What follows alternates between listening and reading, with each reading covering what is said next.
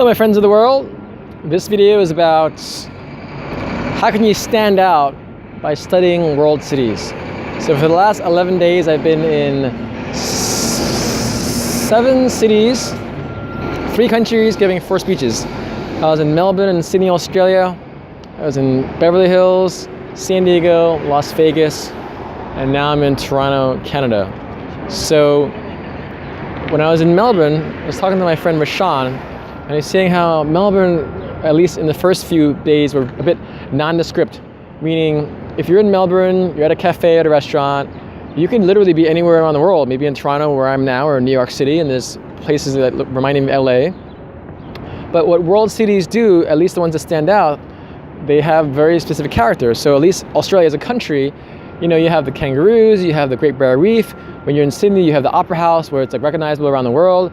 In Melbourne, you have, as I got to know, the St. Kilda Beach, where they do kite surfing.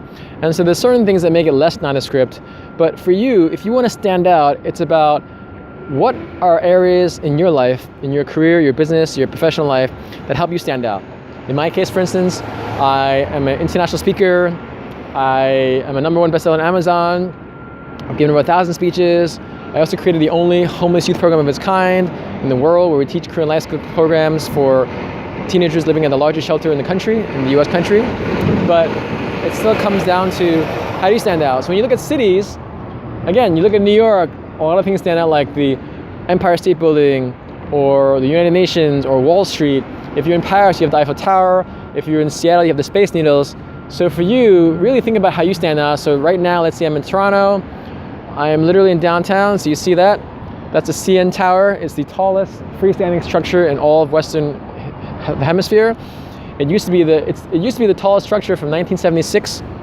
It was constructed in 1973, finished in 1976, and for about 30 years, it was the tallest structure in the world at 1,815.4 feet tall.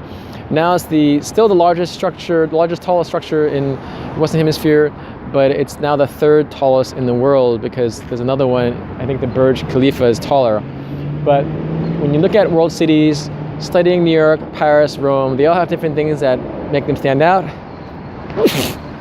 Excuse me. In your life, what are some qualities in your life, personal and professional, that help you stand out as well? That's how you stand out, by looking at different cities, because every single city has different qualities that help it stand out. Hopefully that helps. Leave some comments down. Subscribe to my YouTube channel. Thank you so much for your support. Bye-bye.